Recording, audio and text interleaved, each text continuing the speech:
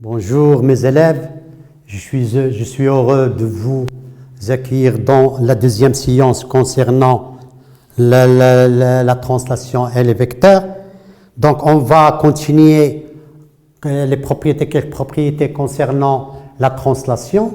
Donc on a vu qu'est-ce que c'est, on a vu comment on a construire l'image d'un point par une translation.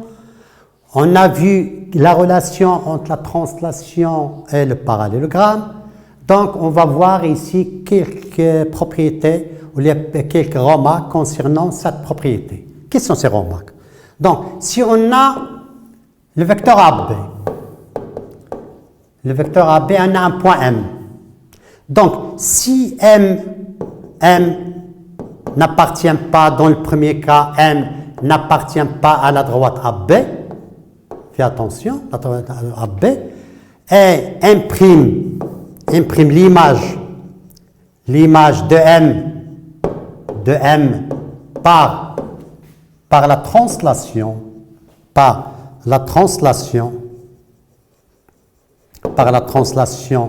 du vecteur AB, on a vu pour construire imprime, tout simplement, on construit le parallélogramme et on a imprime. Et on a ici imprime. Donc, si M n'appartient pas à la droite AB, donc le quadrilatère obtenu, c'est un parallélogramme. Donc, on dit donc le quadrilatère AB imprime M est un parallélogramme. Parallélogramme. Je m'excuse de cette écriture. Parfois, il y a quelques flèches ou bien quelques points qui ne sont pas à leur place. On s'excuse. Donc, c'est un parallélogramme. Deuxièmement, si M appartient à la droite AB,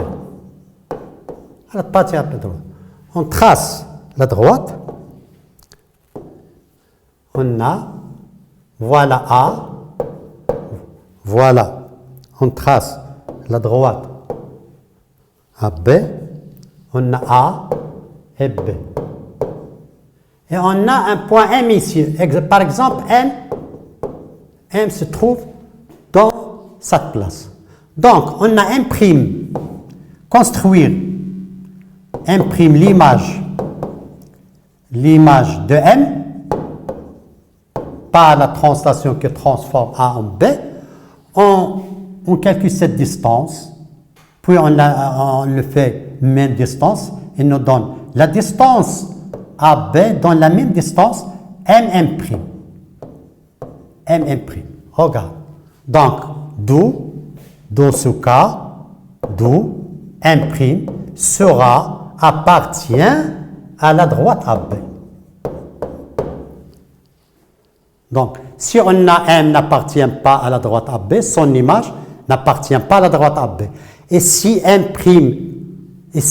appartient à la droite AB, son image appartient à la droite AB. Dans ce cas, on peut dire que le quadrilatère AB'M', c'est un parallélogramme aplati.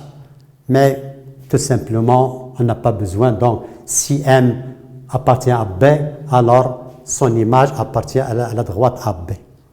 On peut dire que ce parallélogramme est aplati. Donc maintenant, on va passer à autre chose. Contient, regarde, regarde-moi. Si on prend un parallélogramme, si on construit un parallélogramme, par exemple, ici,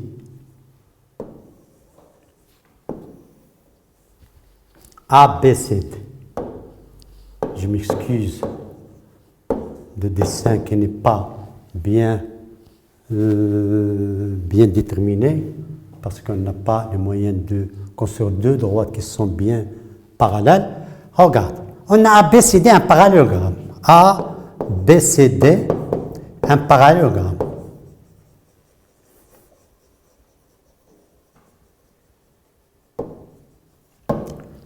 Puisque c'est un parallélogramme, alors, dans ce cas, on peut extraire de ce parallélogramme plusieurs vecteurs. On a le vecteur AB et le vecteur DC. Qu'est-ce qu'ils ont, ces deux vecteurs? Pour bien écrire bien, pour bien visualiser ces choses, vecteur CD. Qu'est-ce qu'ils ont ces deux vecteurs? Ils ont même sens, même direction. Même direction. Car AB parallèle à CD, ou bien la direction de AB. Ils ont même sens. Même sens. Le sens de A vers B est le même que de D vers C. Je m'excuse, c'est pour... je m'excuse, c'est le vecteur D, ce n'est pas CD. Donc, ils ont même direction, même sens. Le sens de A vers B, c'est le même sens de D vers C. Et ils ont même norme. Même norme. Ça veut dire que la distance AB, entre parenthèses, la distance AB est égale à la distance DC. Ces deux vecteurs qui vérifient ces trois conditions, même direction, même sens, même norme, on dit dans ce cas que le vecteur AB est égal au vecteur DC. Égal. Le vecteur AB est égal au vecteur DC. Dans le contexte, on dit que deux vecteurs égaux. Deux vecteurs sont égaux s'ils vérifient ces trois conditions. Même direction, même sens, même norme. Donnez d'autres vecteurs qui sont égaux dans ce schéma, dans ce parallélogramme.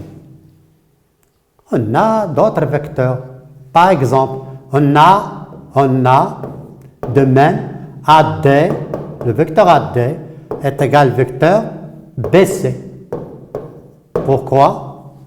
Parce que le vecteur AB et le vecteur BC, ils ont même direction parce qu'ils sont parallèles.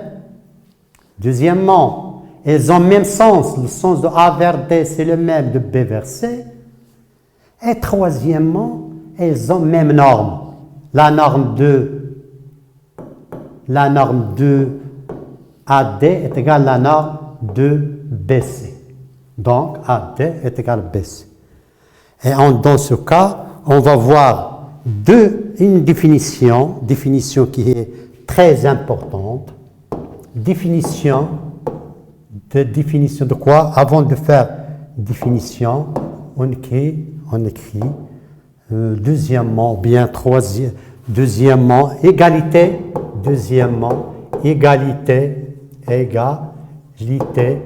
de deux vecteurs, de deux vecteurs. Ou bien égalité de deux vecteurs, ou bien c'est une égalité vectorielle. Définition, je pense que la partie concernée, j'espère qu'elle soit vérifiée. On dit que deux vecteurs AB,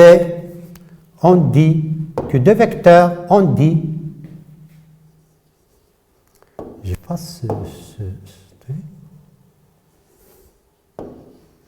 on dit que deux vecteurs AB et CD sont égaux. On dit que deux vecteurs AB et CD sont égaux si le quadrilatère A, B, D, C, AB, on dit que deux vecteurs, ou bien on dit AB est égal à DC, Donc, on renverse ce DC pour avoir bien, comme c'est dans la figure, AB est égal à DC. On dit que AB est égal à DC si le quadrilatère ABCD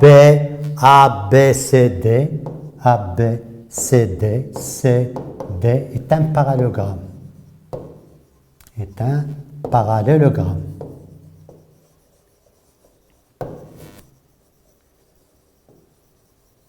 Donc on regarde, on a le lien qui existe entre l'égalité de deux vecteurs et le parallélogramme. Et on a le lien qui existe entre la translation et le parallélogramme. Donc, cette leçon, elle utilise bien le parallélogramme. Donc, on est obligé de savoir les propriétés de parallélogramme. Contexte, on a un quadrilatère est un parallélogramme. Ou bien, on utilise les droites opposées, les droites opposées, 2 et 2 sont égaux et 2 et 2 sont parallèles. Ou bien on utilise les diagonales. Les diagonales, si on a un quadrilatère dont les diagonaux en milieu, alors ce quadrilatère est un parallélogramme. Ou bien on utilise la propriété qui est très intéressante, c'est la propriété de l'égalité et de parallélisme.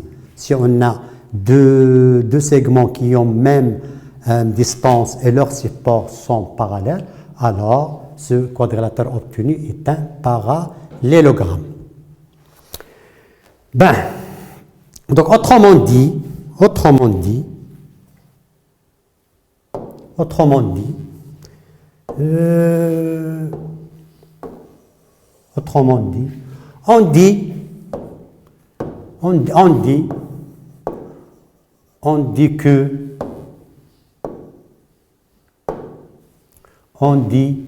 dit que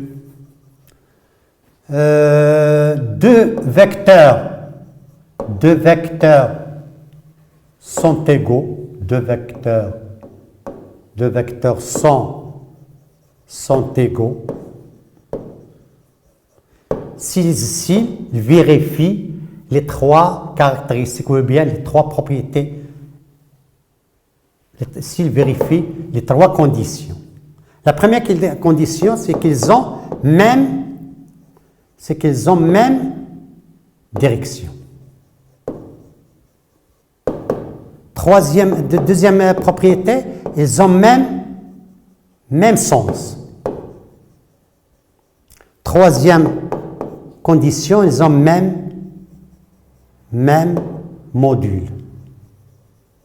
Ou bien même norme. On dit la norme, c'est mieux parce qu'on a utilisé la norme ou bien le modèle de même norme. Donc, si on a deux vecteurs qui vérifient ces trois conditions, même norme, même direction, même sens, alors les deux vecteurs, tous sera aigu. Donc, on passe à une autre partie qui est très importante, troisièmement, c'est la somme de deux vecteurs. Somme de deux vecteurs.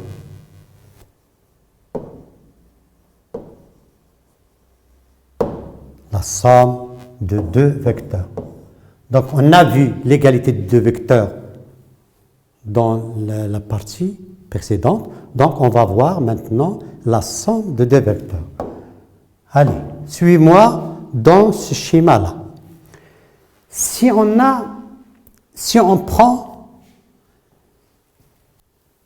prend un triangle ABC, regarde-moi, ABC, on prend le triangle ABC,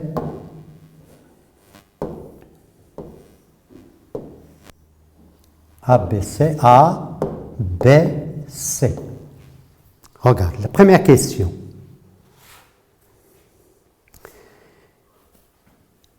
On va prendre une translation qui transforme A en C.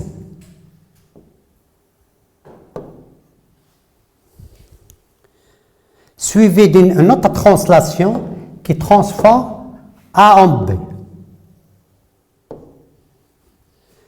Ces deux translations, les deux, nous donnent une autre translation. C'est une autre translation telle que le quadrilatère obtenu,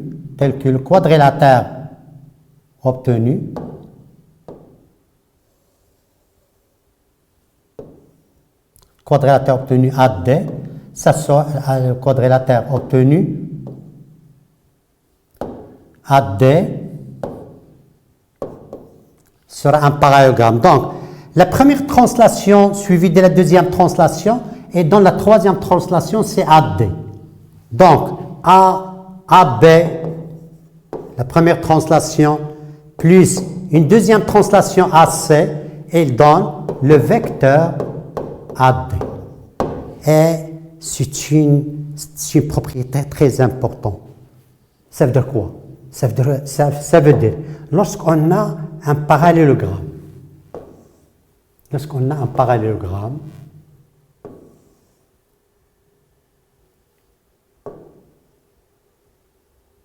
ABC, ABCD, donc si on a ABCD un parallélogramme, alors le vecteur AC, donc le vecteur AB plus le vecteur AB plus le vecteur AD plus le vecteur AD, elle donne le vecteur AC.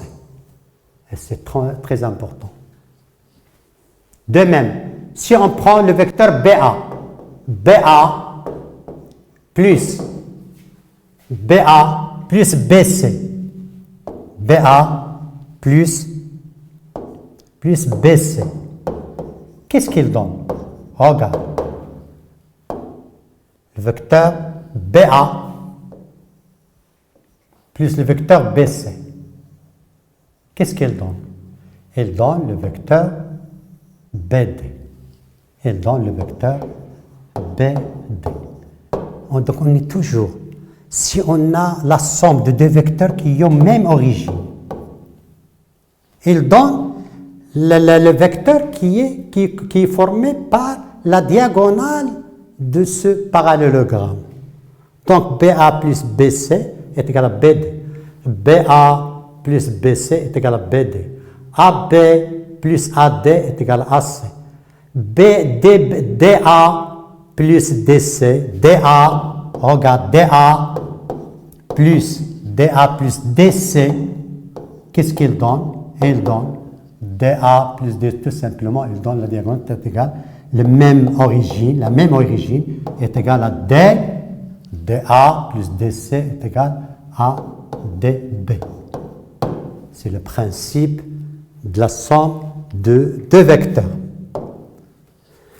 Donc maintenant, on arrive à un exercice d'application pour voir quelles sont les choses qui consistent la translation. Donc on a exercice d'application, exercice d'application,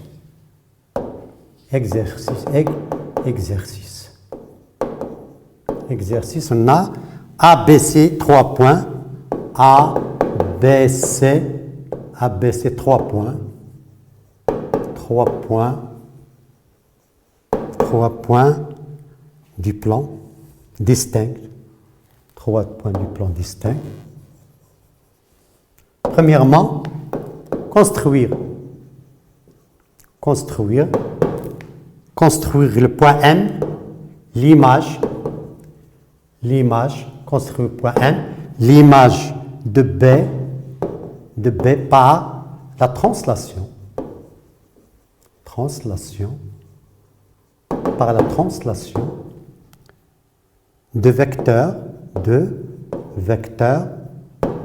CA. Deuxièmement, compléter les pointillés. On a AC plus AM égale CB égale les pointillés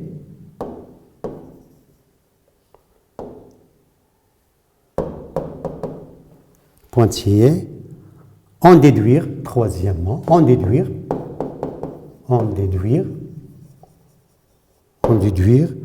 que AC plus CB est égal à plus CB est égal à AB.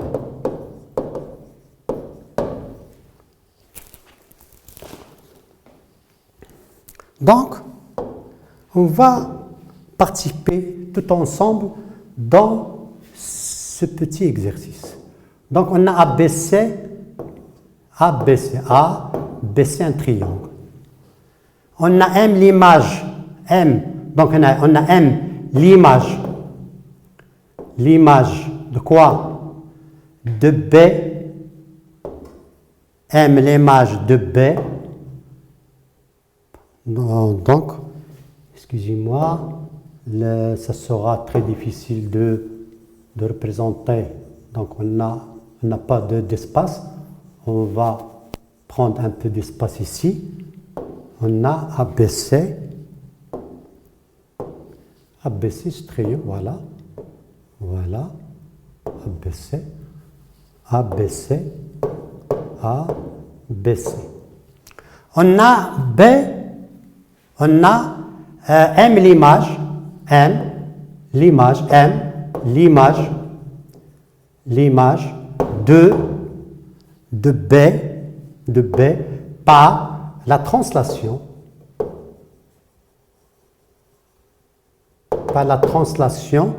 de vecteur CA. Signifie quoi? Signifie que le vecteur CA, donc M l'image de B. Donc l'origine c'est B, BC, BM, c'est BM, M l'image de B. Donc BM égale à CA. CA ici, BM, donc le quadrilatère, ça sera un. Donc le quadrilatère, ça sera un parallélogramme. On trace ce parallélogramme. Donc il donne M. Compléter, deuxièmement. Compléter AC plus AM égale, regarde dans la figure, AC égale AC plus AM. Donc, on a vu dans la somme de deux vecteurs, on a AC plus AM est égal à AB. AC plus AM, on peut dire que AC plus AM c'est AC plus CB. On peut l'écrire comme ça. C'est AC plus AM. Le vecteur AM, c'est le vecteur CB. Et le vecteur AC plus CB, ça donne AB. Regarde bien mes élèves, s'il vous plaît. Regarde, dans cette égalité, on a AC. Ce vecteur se termine par C et ce vecteur commence par C. Donc, les deux les points C se simplifient et donnent AB. Et ça, c'est l'introduction, ou bien c'est ce qu'on appelle la relation de Charles. Qu'est-ce qu'il donne la relation? On va le voir après. Deuxièmement, CB. Si on voit, qu'est-ce qu'il donne CB? Quoi égal? Si on revient à notre CB est égal quoi? Puisque c'est un parallélogramme, puisque ce quadrilatère c'est un parallélogramme, alors le vecteur CB est égal au vecteur AM. Donc le vecteur CB est égal au vecteur AM. Tout simplement. D'où on est arrivé à en déduire troisièmement, en déduire AC plus CB, AC plus plus CB est égal à AM. C'est ce qu'on a vu. Est égal à AB. On a AC plus CB. Si on revient à la figure AC plus CB, qu'est-ce qu'il donne? C'est AC, il donne AC plus AM. Il donne AC plus AM. Il donne AC égale à AC plus AM. Et AC plus AM est égal à AB. D'où on est sur le point de déclarer la relation de Schall. Et cette relation de Schall, c'est très simple. Donc, si on a relation troisièmement, relation de Schall. Relation de Schall. Schall, c'est un mathématicien français qui a inventé cette relation. Si on a ABC, relation, on a ABC, 3 points, ABC, 3 points du plan.